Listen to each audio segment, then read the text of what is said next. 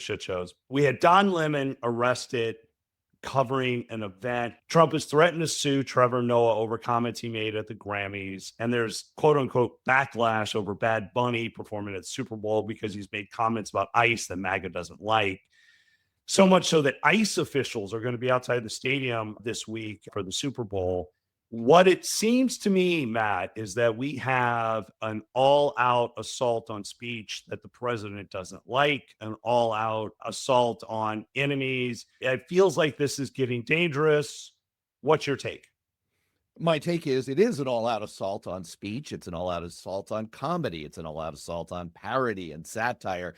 And what's really perverse about it is that we've talked about on this show before the strong case that satire doesn't really work. It doesn't really change people's views. We did a Dose of Hope segment about the Chinese Donald Trump impersonator who's amazing. He's spot on, really funny, not really moving minds. The fact that Donald Trump is so afraid of speech and criticism and comedy and satire and parody shows what a thin-skinned, small little man he is.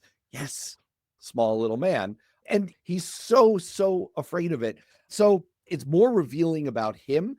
I think the cure, the only thing we can do in the face of this, is more speech, more satire, more parody, and just banding together to make fun of him relentlessly and until he gets even more scared. Look, I actually think this ties into your Trump dump a lot. The Arch, the Kennedy Center, the ballroom, these are all places where he can want to put his name on it, his stamp on it, get the adulation. And the other side of that equation is people who criticize or report or tell the truth, like we just said with Caitlin Collins, asking him questions. His immediate attack is, "You don't smile. I've never seen you smile." Look, I've never liked Don Lemon, but he is a reporter, and freedom of speech is fundamental. Going after comedy, going after jokes, it really does show the pattern here where any criticism is going to be met with force. And that's authoritarian impulses that should scare every Republican. I mean, we can always disagree with speech but we should always defend people's right to say it. And comedy is comedy. And if we can't laugh at it, then you're in the wrong business, because as Republicans, we do a lot that people should make fun of. This reminds me of the earlier episode where Chrissy Teigen called Donald Trump, and this is not safe for work, a pussy ass bitch.